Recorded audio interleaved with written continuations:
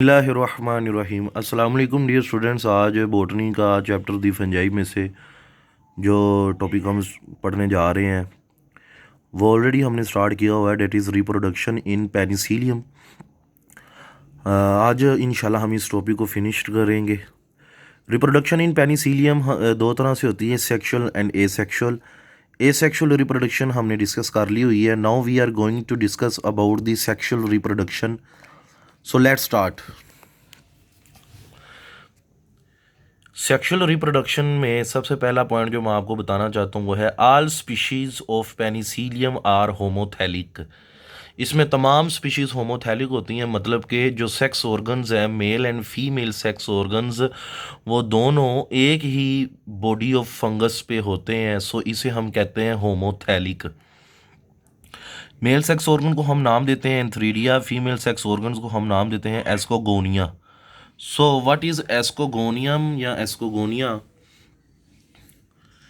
Escogonium is a long, erect, uninucleate structure which arise from a finger-like lateral outgrowth. which मैं सबसे हम इससे पहले डायग्राम से देख लेते हैं तो फिर आपको ये समझ आ जाएगी। So let's see the diagram. So this is a escogonium.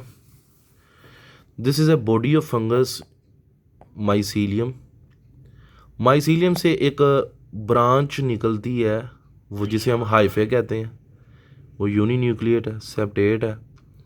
इस हाइफी ब्रांच की जो फिंगर लाइक प्रोजेक्शन है, फिंगर लाइक प्रोजेक्शन से ये जो हाइफी है, इस फिंगर लाइक प्रोजेक्शन से एक लॉन्ग इरेक्ट यूनिन्यूक्लिएट स्ट्रक्चर निकलता है जिसे हम एस्कोगोनिया कहते हैं। सो अब हम इसकी डिस्क्रिप्शन पे आते हैं। Escogonium is a long, erect, uninucleate structure which arises from finger-like lateral outgrowth which is uninucleate septate hyphae. When get mature, its nucleus divide mitotically to produce 32 or 64 nuclei. तो बाद में हम पढ़ेंगे कि जब इसका न्यूक्लियस, जब ये मेच्योर हो जाता है तो इसका न्यूक्लियस डिवाइड करके 32 और 64 न्यूक्लियाई बना देता है। Now let's start the antheridia. Antheridia को भी समझने से पहले हम इसकी डायग्राम को देखते हैं। मैंने ये आपको बताया था कि एंथ्रीडिया और एस्कोगोनिया एक ही बॉडी ऑफ फंगस में है, सो they are homothallic.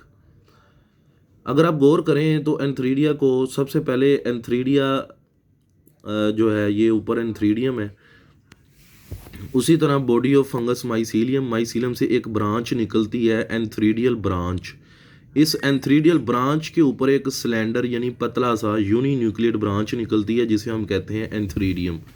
So a slender uninucleate branch originate from antheridial branch by swelling of antheridial branch. ये जो एंथ्रीडियल ब्रांच है ये स्वेल करती है और वो स्वेलिंग जो होती है उसको सेपरेट कर दिया जाता है बाय क्रॉसवॉल।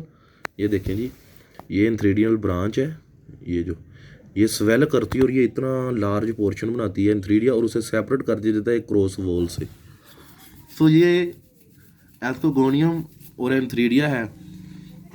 जैसे इनकी डेवलपमेंट कंप्लीट होती है तो एंथ्रीडिया क्या करता है, एंथ्रीडिया सराउंड कर लेता है, रेप कर लेता है अराउंड दी एस्कोगोनिया।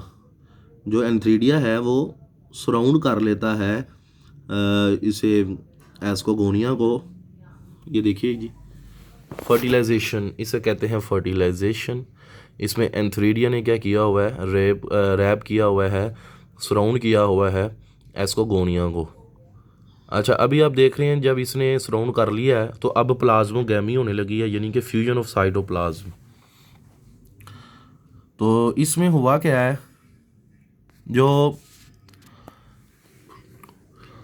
जो एंथ्रीडिया है जब ये सराउंड कर लेता है तो these are the point of contact. ये एंथ्रीडिया है, these are the point of contact. इन जगह पे एंथ्रीडिया जो है वो एस्कोगोनियस के साथ फ्यूज़ कर रहा है।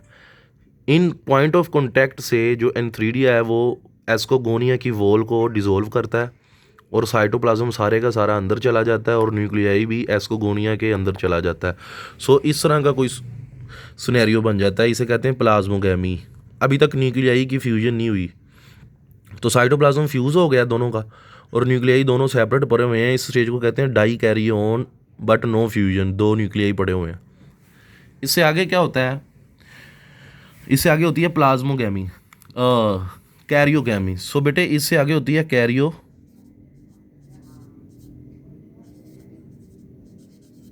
यानी फ्यूजन ऑफ न्यूक्लियस। तो ये दोनों न्यूक्लियस फ्यूज करके ये बना देते हैं जाइगोट। क्या बना देते हैं, जाइगोट बन गया। अब एक और काम होता है, जैसे ही ये जाइगोट बनता है, कैरियोगैमी होती है, इसके साथ साथ जो बेस है इसकी जो बेस है वहाँ पे सेल्स बनना शुरू हो जाते हैं ब्रांच की शक्ल में। तो ये सेल्स बाई न्यूक्लिएट होते हैं, ये सेल्स भी क्या होते हैं, बाई न्यूक्लिएट होते हैं। तो ये सेल्स डिवीजन करके एक ब्रांच ऑफ सेल्स बना देते हैं, जैसे हम हाइफी भी कह सकते हैं।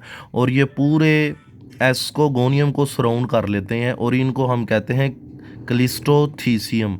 क्लिस्टोथीसियम क्या होते हैं, from the base of ascogonium cells divide mitotically and they produce a chain of cells called hyphae which surround the whole ascogonium. अब ये जाइगोट है, जाइगोट करेगा माइटोसिस, जाइगोट माइटोसिस करेगा, 1 से 2, 2 से 4, 4 से 8, ये 8 बनाएगा एस्कोस्पोर्स। अब होगा क्या, जैसे ही ये मैच्योर हो जाएंगे, अब जब ये 8 बन गए हैं ना, तो हम इसे कहते हैं एस्कस। इस बॉडी को कहेंगे एस्कस और इसके अंदर जो स्पोर हैं उनको कहते हैं एस्कोस्पोर्स। इन न्यूक्लियाई को कहते हैं एस्कोस्पोर्स। तो जब ये मैच्योर हो जाते हैं तो ये वॉल फट जाती है, क्लिस्टोथीसियम ये भी रप्चर हो जाती है।